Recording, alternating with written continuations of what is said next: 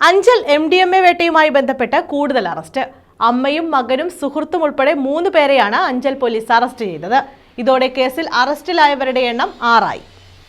അലയമൺ കണ്ണങ്കോട് തുമ്പിയിൽ റോണക് വിലയിൽ ലീന ജേക്കബ്, മകൻ റോണക് സജു ജോർജ്, സുഹൃത്ത് ആലഞ്ചേരി കൃഷ്ണവിലാസത്തിൽ ആകാശ് എന്നിവരാണ് പിടിയിലായത്.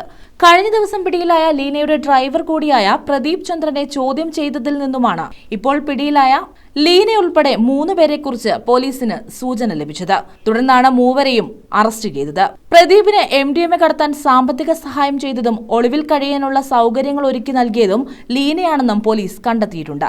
നമ്മൾ 25/11/2024 86 ഗ്രാം MDMA ഇവിടെ 2 പേരെ പിടിക്കുകയും അന്ന് കേസ് രജിസ്റ്റർ ചെയ്യുകയും ചെയ്തിട്ടുള്ളതാണ്. അതുമായി ബന്ധപ്പെട്ട് കൂടുതൽ പ്രതികൾ അതിൽ ഉൾപ്പെട്ടതായി ഞങ്ങൾക്ക് വിവരം ലഭിക്കുകയാൽ അവരെ നിരീക്ഷിച്ചു വരികയും കഴിഞ്ഞ 2 ദിവസമായി അതിലൊരു 4 പേരെ പ്രദീപ്, ലീന, റോണക്ക്, ആകാശ് എന്നിവരെ ഇന്നലെയും മെനയാന്നുമായി 2 ദിവസമായി അറസ്റ്റ് ചെയ്തിട്ടുള്ളതാണ്.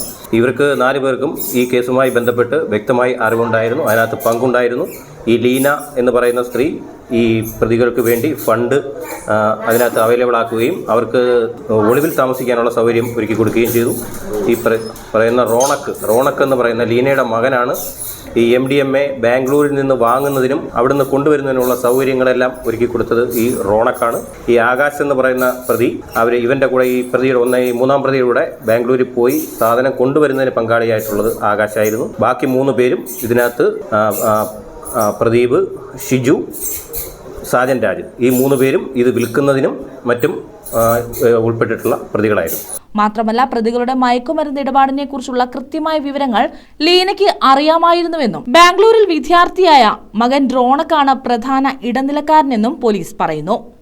ആകാശ് മയക്കുമരുന്ന് കടത്താൻ കൂട്ടുനിന്നുവെന്നും പോലീസ് കണ്ടെത്തിയിട്ടുണ്ട്. ഇതോടെ കേസിൽ പിടിയിലായവരുടെ എണ്ണം 6 ആയി. സംഭവത്തിൽ കൂടുതൽ പേരുണ്ടോ എന്ന് പോലീസ് അന്വേഷിച്ചു വരികയാണ്. റോണക്കിനെതിരെ കഞ്ചാവ് കൈവശം വെച്ചതിന് അഞ്ചൽ എക്സൈസ് സംഘം മുൻപ് കേസെടുത്തിട്ടുണ്ട്. അറസ്റ്റ് രേഖപ്പെടുത്തിയ 3 പേരെയും പുനലൂർ കോടതിയിൽ ഹാജരാക്കി റിമാൻഡ് ചെയ്തു. കോടതിയിലേക്ക് കൊണ്ടുപോകുന്നതിനിടെ പ്രതികളുടെ ദൃശ്യങ്ങൾ പകർത്താൻ ശ്രമിച്ച മാധ്യമപ്രവർത്തകരെ കയ്യേറ്റം ചെയ്തതായും ആരോപണമുണ്ട്. നമ്മളൊന്നും ഇത് കണ്ടിട്ട് പോലും ഇല്ല. ഈ ഫേസ്ബുക്ക് ആക്കി ഇത് ഫോട്ടോ എടുത്തേക്കുന്നു. ഈ സാധനം കണ്ടിട്ടില്ല.